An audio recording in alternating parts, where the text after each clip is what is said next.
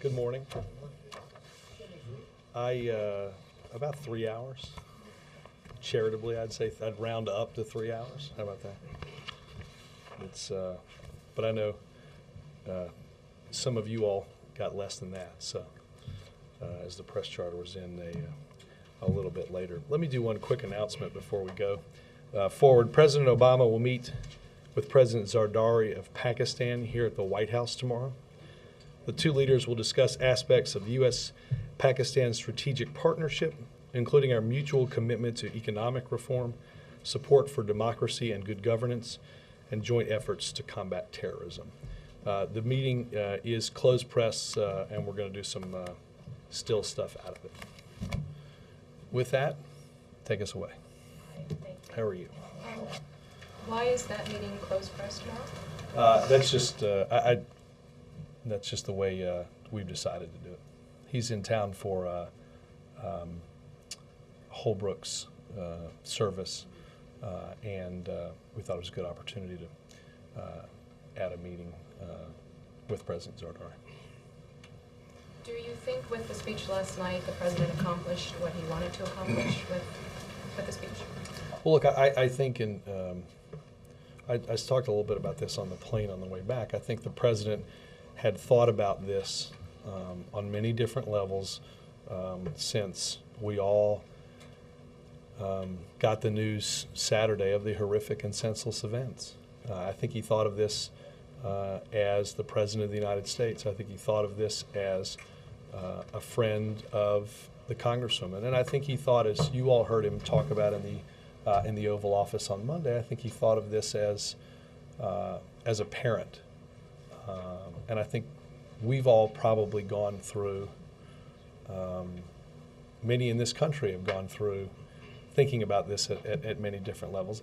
I think what the president had hoped to do last night was to speak both to the community of Tucson and to the nation. And I think his message of ensuring that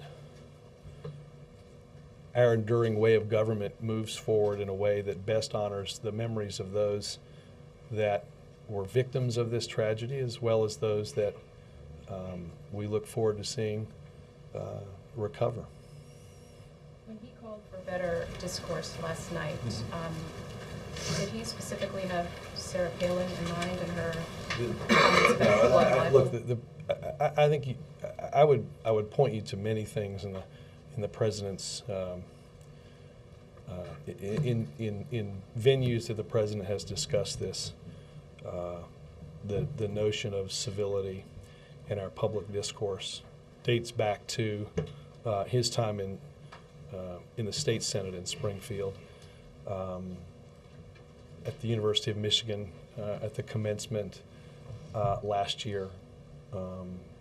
I have heard him say for as long as I've been with him, the notion of disagreeing without being disagreeable. Those are aspects I think that he has tried to live his public life by.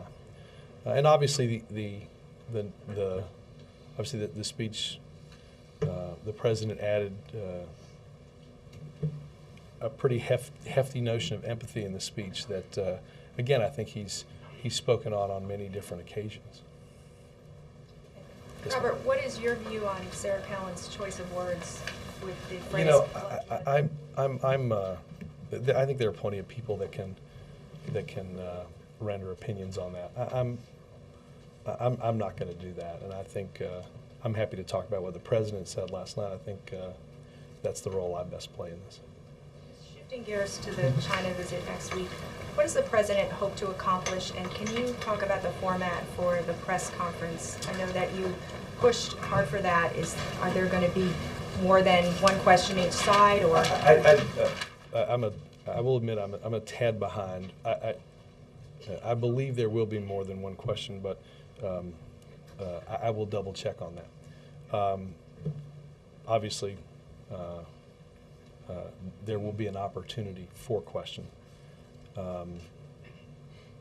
I think the issues that that the president wants to discuss are many of the issues that you have have heard us as an administration talk about for the length of our tenure here. It's an important bilateral relationship.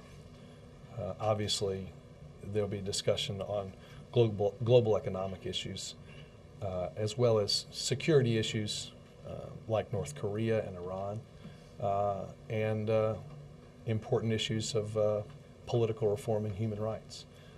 Our hope is, and again, I'm still working out some of the details on this, but we will have likely be joined in some manner tomorrow by our National Security Advisor, Tom Donilon, to walk through some of what you'll see next week and some of additional things that we hope to discuss and cover.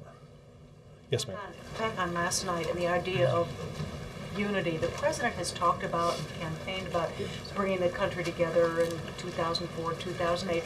In what way has he not been able, why has he not been able to bring the country together in the 2 years that he's been president? And is there some way in which his behavior is going to change after Tucson? Well, look, I think that what the president would tell you on that answer is that I think it, and I think this is conveyed in his speech last night, that we are not going to remove disagreement from our democracy, and we shouldn't. It's the underpinning of the notion of our self-government. But the tone and the approach that we take in those debates, I think, is what we all hope changes because of both the events of the past few days, but I think anybody would say that, and again, I think you see it in the president's remarks, that our civil discourse has become more and more polarized. And I think the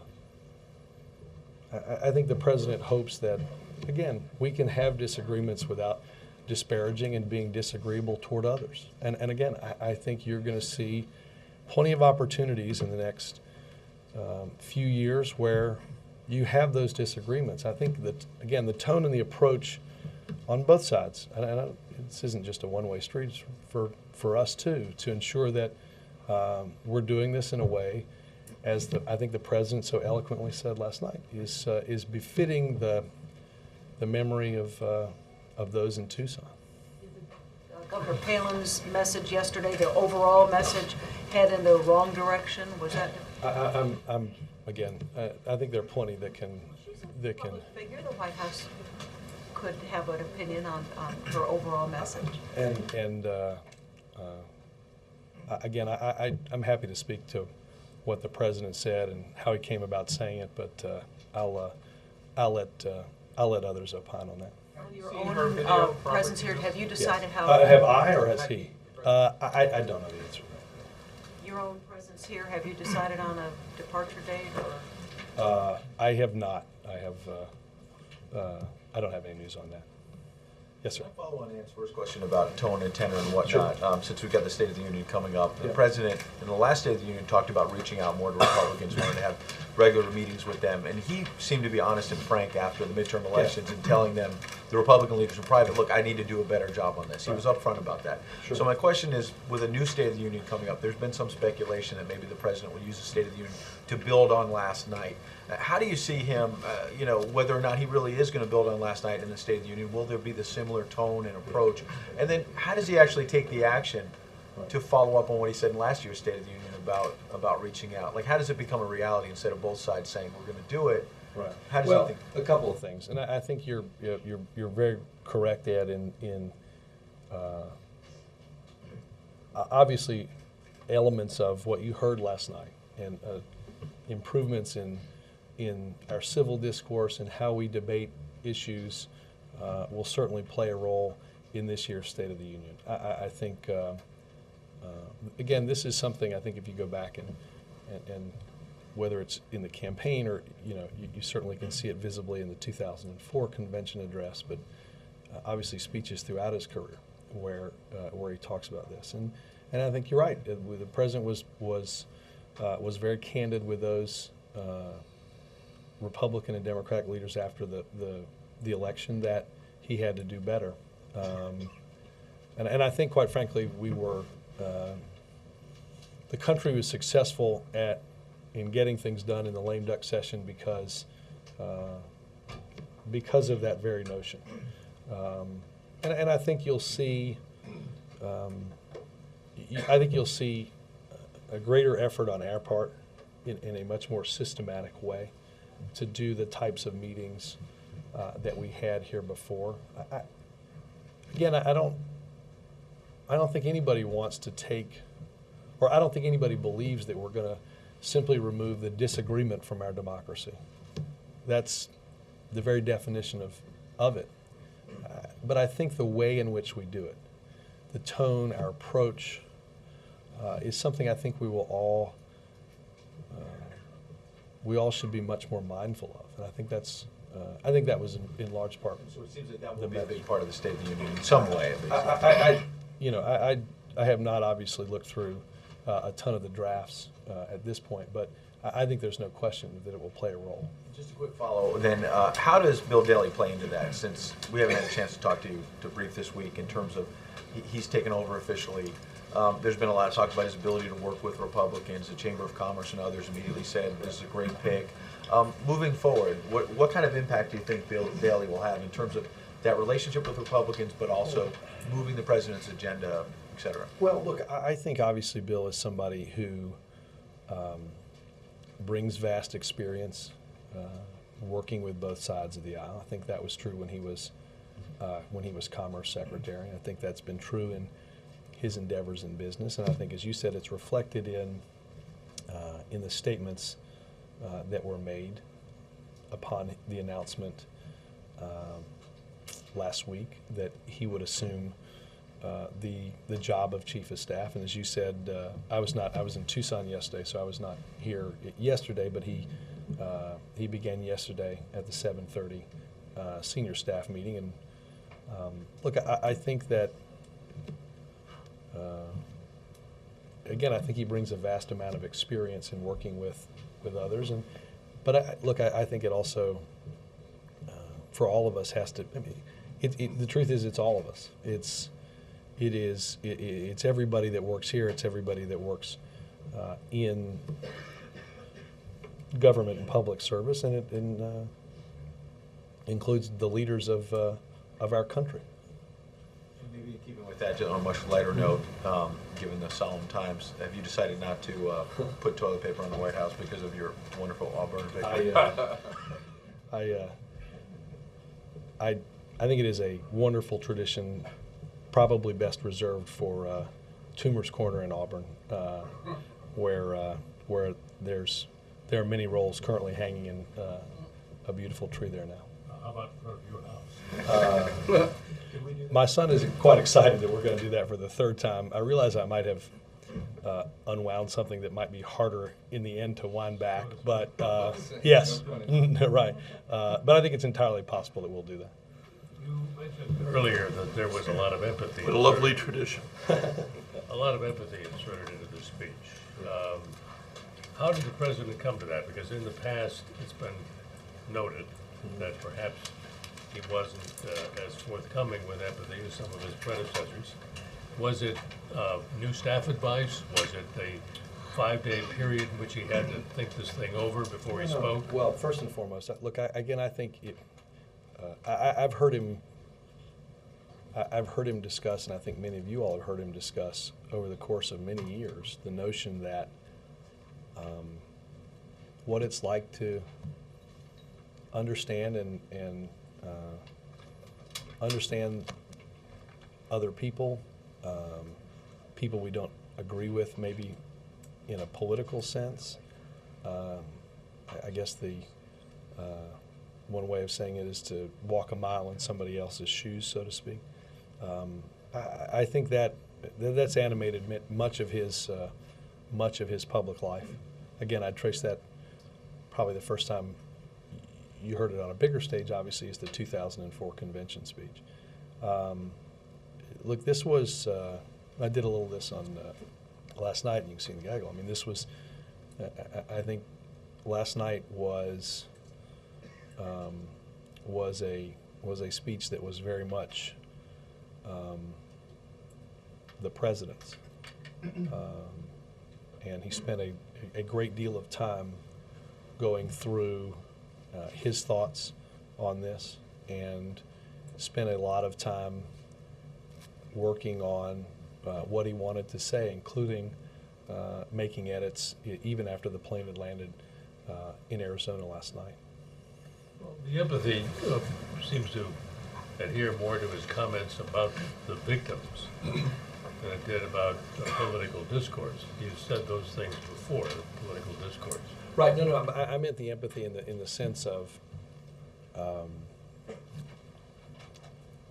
I guess I'd point you in that sense to there's sections of the speech talking about, that these individuals whose lives were celebrated remind us of our mothers, our grandmothers, our brothers, and just the notion of using their example in a way to lead our lives in a better way, befitting their memory.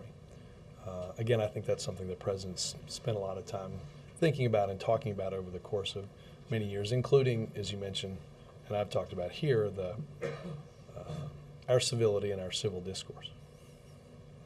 Yes, sir. Robert, was there much study of previous presidential speeches following a national tragedy of this nature? Mike, let me see if there's any information on that. I don't know what. I'm not entirely sure what he might have read before this. Again, I think a lot of the process of this was in personal reflection, was in. I think. Again, when we all heard the news, it was hard to understand. It still is. It's senseless. As you heard the President say, we may never truly know why. And it gives you an opportunity to reflect. It is hard to read some of those stories. The lives that people led, what they were doing on that otherwise beautiful day, in an exercise in our own democracy, shattered by the events. In terms of trying to change the tone a bit, you have last night's speech, you have the State of the Union coming up. Is there thought of maybe a presidential event that could? Well, I think in the near term, obviously, I guess I would point you to the State of the Union. But look, I think the President will continue to look for opportunities to build on what Ed talked about and what the President has talked about, which is how we reach across the aisle, how we have that more civil debate and discourse. And again, go back to the Michigan speech. It was said it a little bit of it last night, but I think the notion that what we lose in a debate that is overly charged and overly personal is the ability at some point to all sit together at a table and come to a good conclusion on solving some of our most serious problems. Again, I point to, I think, some of what happened in the lame duck session of Congress, which was whether it was the tax cuts, whether it was the START treaty, whether it was Don't Ask, Don't Tell, all very important achievements in the sense that we've been struggling with those questions for quite some time, and found some bipartisan answers, and I think that hopefully provides a roadmap for how we can get some stuff done this year. Last one for me. Is it hard for you guys to, after such a national tragedy, to know when to get back to business full time in terms of full steam ahead with the agenda when the nation's set? Well, look, I think that again, I think we've all had time. I think you guys too. I mean, I think everybody in the country's had some time to reflect on this. And I think I think all those that were, remember, they were there to, again, see the exercising of the way we govern our country. And I think that while we will continue to celebrate the lives of those that were lost and hope for and pray for the speedy recovery of those that that were injured, or some that are and some that aren't in the hospital, I think you'll see, because they would have wanted that, us getting back to the business of, again, how do we solve those problems? And how do we do it in a way that lives up to the thoughts and the aspirations of those that were involved in the tragic events? Yes, sir. Robert, talk of civil discourse, of sitting down, talking together. Much of the course of the last 2 years, Republican leaders, for a time, were up here on a weekly basis, off camera. There was the trip to Baltimore, there was the Blair House trip. And what ended up happening was people would walk away from that, instead of emphasizing areas of agreement, would emphasize their areas of disagreement in order to score points with their various and varied political bases. So my question is, voters respond to red meat. Voters respond to the differences. How can the words, no matter how eloquent, are spoken by the president or anyone else, change the political incentive towards vitriol? Well, I think we have to separate out differences and discourse, because, as I said, we are not going to take differences out of our democracy, and I don't. That's inherent in. Look, the founders had some very different ideas amongst themselves as to how to construct the union that we call America now. We have taken occasion in more than 2 centuries to build off of some of those debates and create something more toward the perfect union that we strive for. So I don't think you're going to remove difference from democracy and self-government. But the way we approach and the way we talk about those differences, I think, is something that all of us, the president, leaders of both parties, members of both parties, have to work hard to strive to make progress on. And the description that you laid out in the beginning of this is the easiest. It's the easiest thing, and we have to resist the temptation, because this is hard, but it's changing our discourse, as I said. And again, I'd point you back to the Michigan speech where the president talked about the fact that this isn't discourse just for the sake of better discourse. There's a means to that end, in the sense that if you and I so violently disagree that we, in order to make our arguments, tear each other down, it is impossible at some point to sit down and construct a solution that moves our country forward. And that's what, I don't doubt that, just as in a town meeting that the president might do, that there were people that disagreed with the political views of Congresswoman Giffords that were at that meeting to ask her questions. That's the great experiment of self-government. But we have to strive to have our discourse played out on a plane that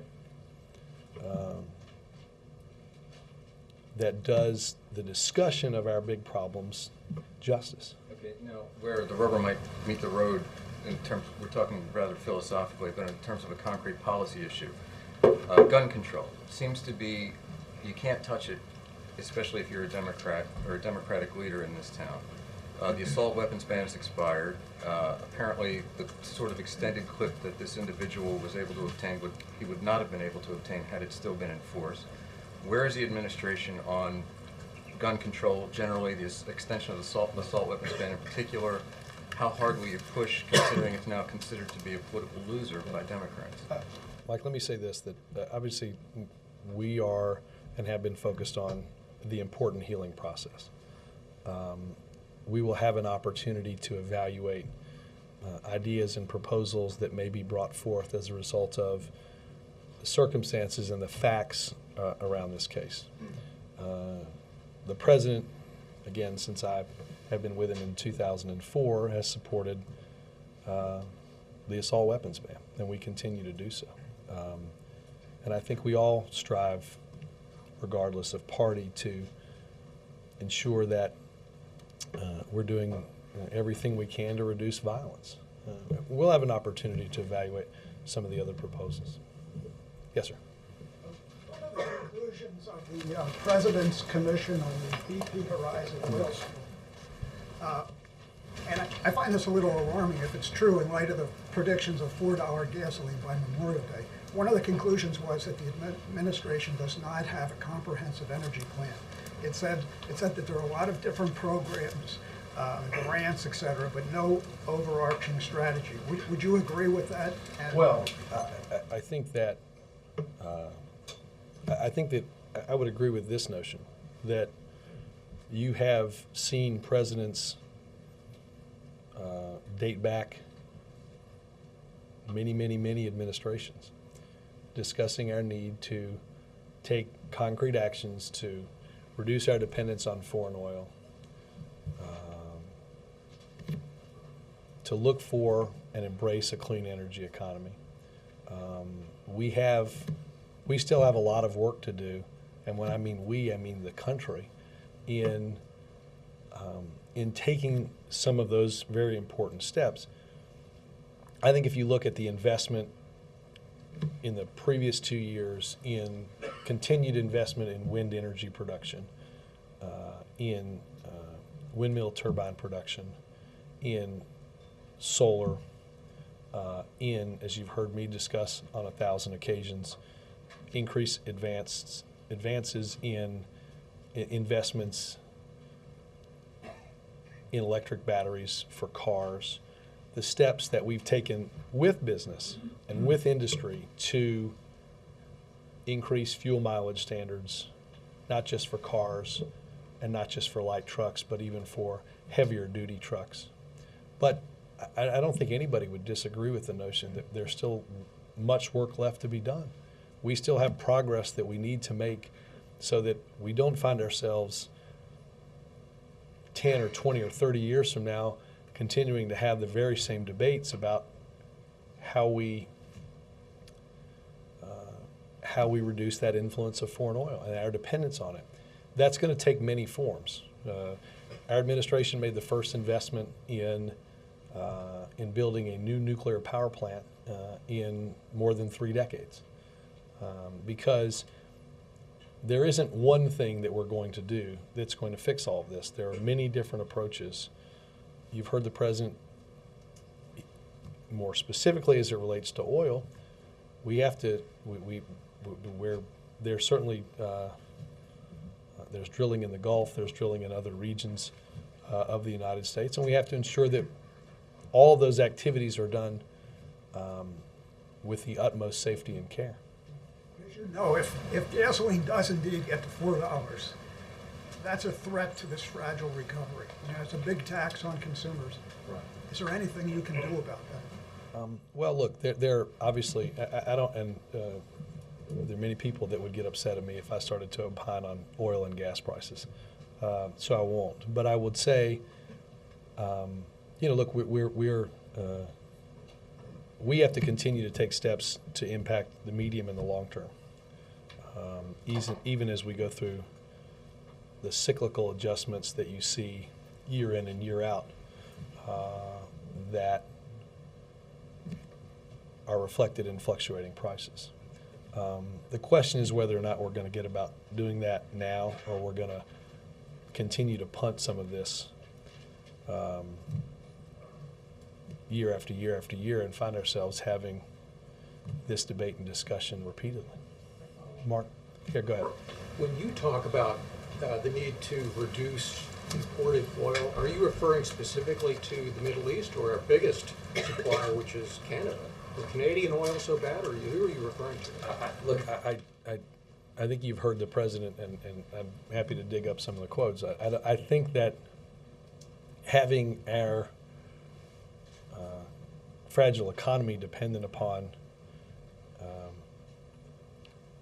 energy that comes from any other place is presents its own inherent risks. And there's a way of increasing our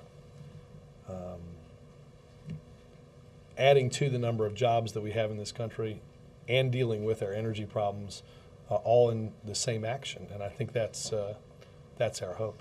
Mark? Robert, what did the president think about the pep rally aspect and tone of the event last night?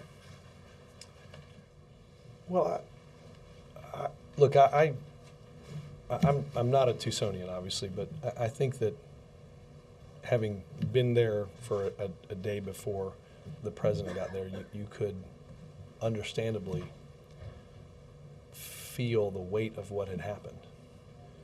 And I think part of the grieving process is celebrating the lives of those that were lost and celebrating the miracles of those that survived. I think you've all probably by now read the transcript from the two members on the plane last night about their personal experience with the congresswoman in her hospital bed. That it's an emotional thing to read.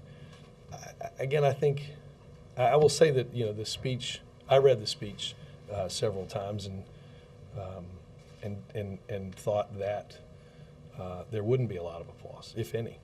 I think many of us thought that, but I think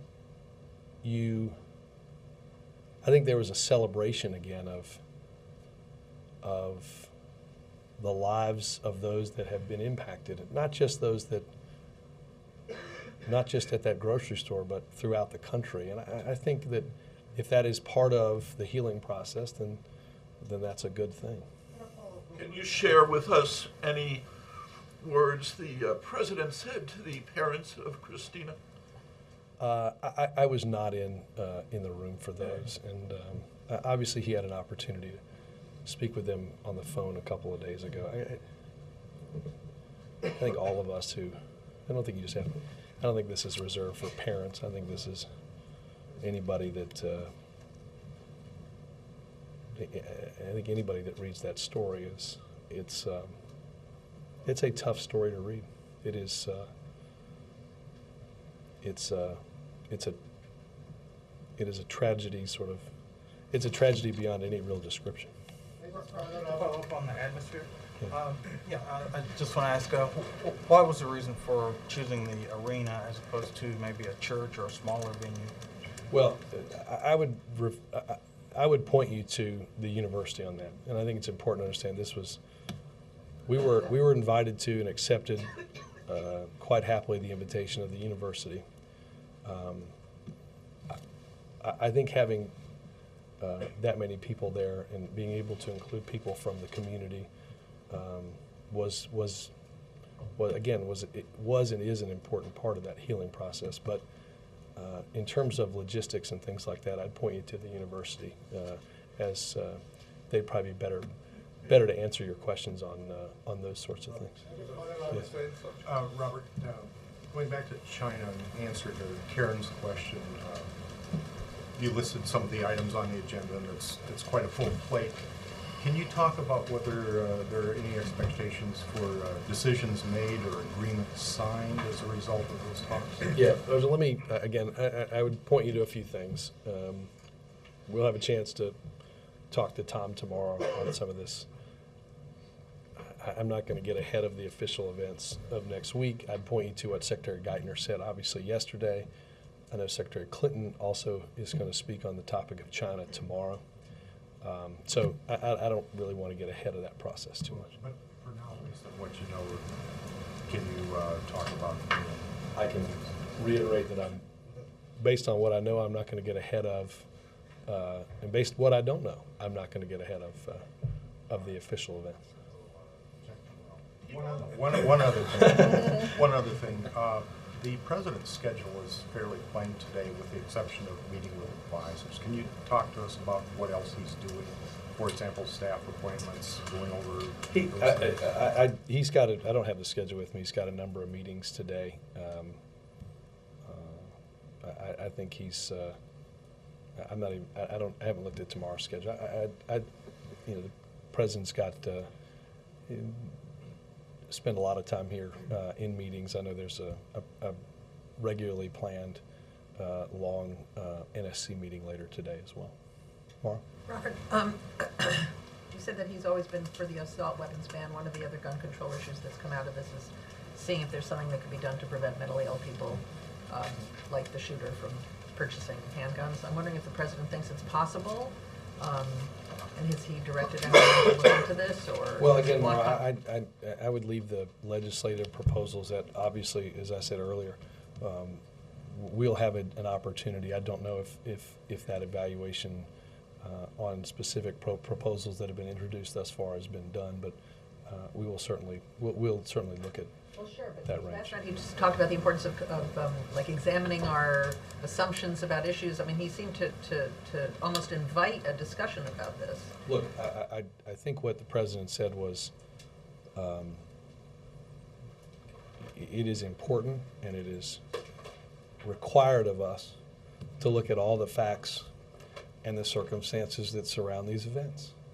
And I know that's what law enforcement and investigators are doing on the ground, and and I think we all look forward to learning more about what happened and try to explain the why. But he specifically said in order to prevent this from happening again. Yeah, again, Maura, I don't have a lot more than the fact that this is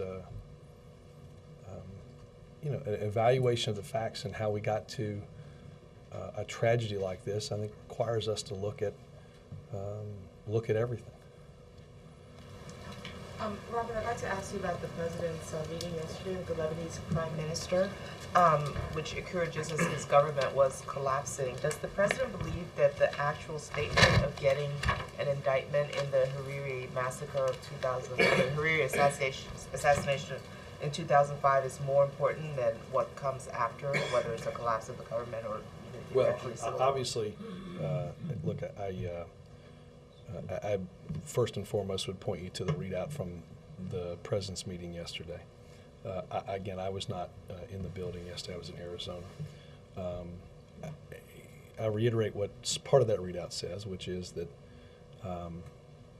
I think the resignations only demonstrate the fear and the determination that the Hezbollah-led coalition has to block the government's ability to conduct its business and most importantly, to get some much-needed answers and justice on the assassination inquiry. Our support is for the sovereignty of the Lebanese people. And we'll continue to strive toward that. One more about the last night's speech. I know you talked about the personal nature of how the speech was constructed, but what do you think of some of the comparisons that have been drawn between that speech and Bill Clinton's speech after the Oklahoma City bombing and other tragedy speeches? Are those comparisons overdrawn, or do you think there's something to it? No, look, obviously there are historians that will weigh in on these topics. Mark, I think that there are moments in our history, Oklahoma City, the Challenger accident, what happened in Arizona, that that are important for the president to talk to the nation about and to help be part of the process of celebration and healing. I think that's how he approached. That's how he approached this, and obviously we've had, and every president has unfortunately far too many examples. A mining accident in West Virginia, a shooting at Fort Hood, are certainly immediately come to mind as things that the president's had to do. But look, I think he approached it as, in his role as president, as somebody that might help to further that healing process. What do you think of those who say it might have been a turning point in the presidency? Well, I think it was an event, as I said, that that affected all of us as Americans in all reaches of our country because of the just truly shocking nature of it. And I think anybody that holds that office would tell you they'd gladly give up the idea of having to do those speeches if somehow we could figure out how to make sure that senseless tragedies or accidents never happen. That's probably not going to happen. But I think the role that any president can play is to help the country work through questions that some of which have simply no answer. Judge, following your exchange with Ed, do you have any thoughts on the suggestion by Senator Udall that the parties should not sit separately at the State of the Union? They should be made. George, I saw an article on that. I haven't had an opportunity to talk to some folks around here on that. It's an interesting idea. I think, and I'll say this, look, again, we're not going to remove the disagreement in politics. We're going to have debates soon, but maybe not having a physical aisle separate us would be a good thing as we talk about the state of our union, and that's everybody. That's not one side or the other. That's everyone. Is it time to move past the sort of pep rally aspect of the modern State of the Union and the dueling standing ovations? Well, I mean, some of you guys have been up there in those rooms. It's a little, it gets a little, it's like a seesaw. It gets, I think everybody approaches I think we all want to and look to the State of the Union as a very serious and sober discussion of the important challenges that lie ahead. It's time to reflect on the strength of our country, the resilience of our citizens in tough times of either war or economic turmoil, but more importantly to chart that course forward. I know that's the way the president is approaching the construction of and the writing of that speech. Christy? Personal question, but I'm wondering, it's been such a grief-filled week at the White House, and I'm wondering if you can say anything about how the president has personally wrestled with this. Yeah, but again, I think you can, truthfully, I think that the reflection is in what he wrote and what he delivered last night. Has he had clergy members in to pray with him or to talk with him? Let me check on, I know he gets stuff from Joshua each day on that, but I don't know if there's been additional stuff. I'll find that answer. And I just wonder if there's been a moment when the president has offered counsel to his own staff. Let me find that out. Without sort of vamping. Glenn? Robert, the president has made many speeches about civility and elevating the level of discourse, but the thing that really made it seem to resonate this time, obviously, was the personal aspect of this tragedy, particularly the story of this nine-year-old girl. Do you think his ability to connect on that particular issue has been enhanced by the nature of this tragedy, or did his speech last night reflect a new approach to sharing some more of his emotions in public? Well, look, I think you can go back and see. I think the president has discussed many of these topics and on a number of occasions. I don't think there's any doubt, Glenn, that when we as a country are forced to confront the realities of a tragedy like that, it provides as I think you heard the President discuss, it provides an opportunity for us to reflect on the past, on the present, and on the future. And I think he's taken an opportunity to once again do that. I think his hope is that those moments of reflection and our actions that come from it won't simply be governed by doing so in times of unspeakable tragedy, but will hopefully govern more of our actions on a day-to-day basis. Speaking to the American public, you've read criticism of him in the past in terms of not really being able to empathize with folks and the comparisons between himself and Clinton. Those really went by the wayside last night. This speech had a tremendous emotional impact. Right. I mean, do you think that will fundamentally? I will say, well, look, I don't want to get into political prognosticating. I think the President over the course of his career has done a pretty good job touching on the hopes and the aspirations and the dreams of many in this country. And again, I think yesterday provides an opportunity to reflect. Yes, sir. Thank you, Robert.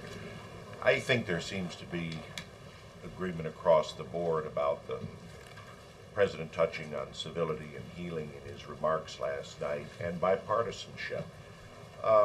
Is he aware of, and does he have a reaction to, some of the comments made in the last week by members of his own party in the other direction, notably Congressman Clyburn making his suggestions about free speech and the nature of it, or Senator Bernie Sanders, including reference to the tragedy in a fundraising letter and suggesting Arizona's unsafe for people who aren't Republicans?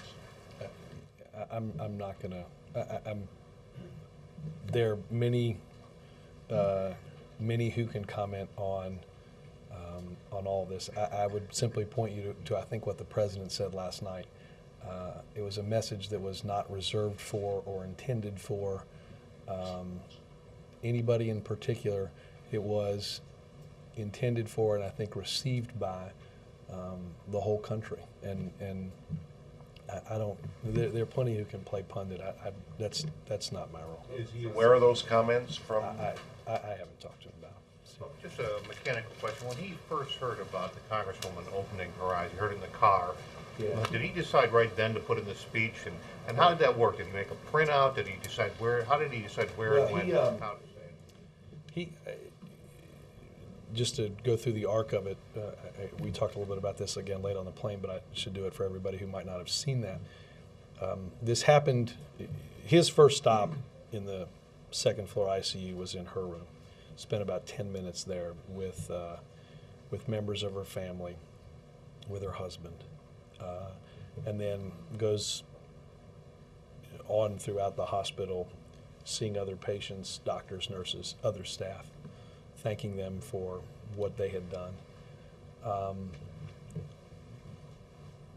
The three friends go in, and I don't know the exact time, and have the exchange, and there's the miracle of opening her eye and of responding to their voices and their memories as they're talking aloud to her. The President ended by seeing the trauma team that had first received those harmed in the shooting on Saturday, and then got into the car for the very short drive to the McHale Center. In the car, along with the First Lady, was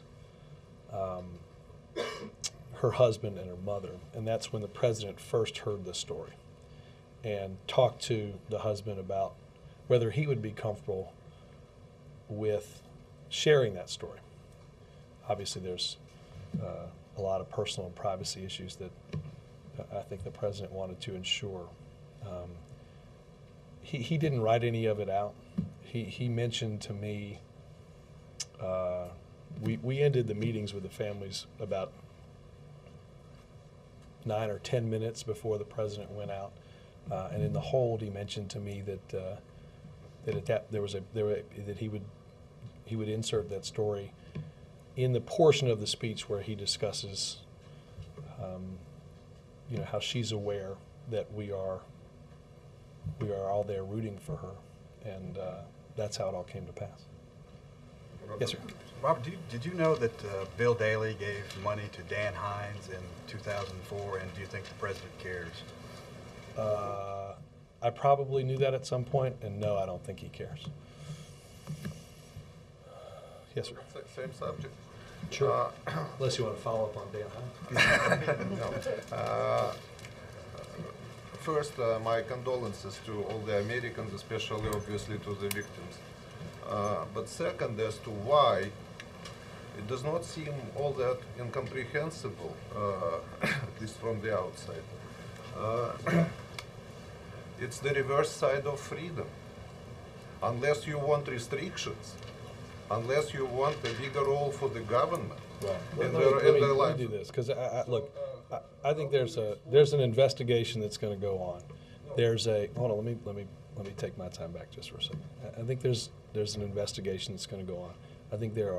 I think as it goes on, we will learn more and more about what happened. I think as the president was clear last night, we may never know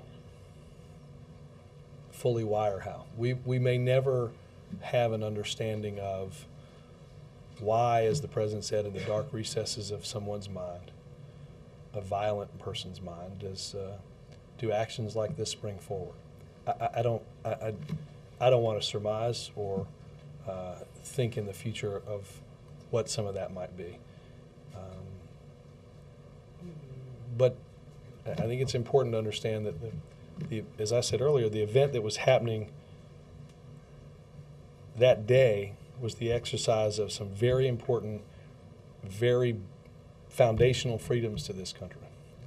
The freedom of speech, the freedom to assemble, the freedom to petition your government, democracy that, or a form of self-government that is of, by, and for the people. All very quintessential American values that have been on display, along with the tremendous courage and resilience of those in that community and throughout this country that have had to deal with this tragedy. Exactly. Yes. But this is what I was talking about, exactly this. This is America. The democracy, the freedom of speech, the freedom of assembly, the freedom to petition your government. And many people outside would also say, and the quote-unquote freedom of a deranged mind to react in a violent way is also America.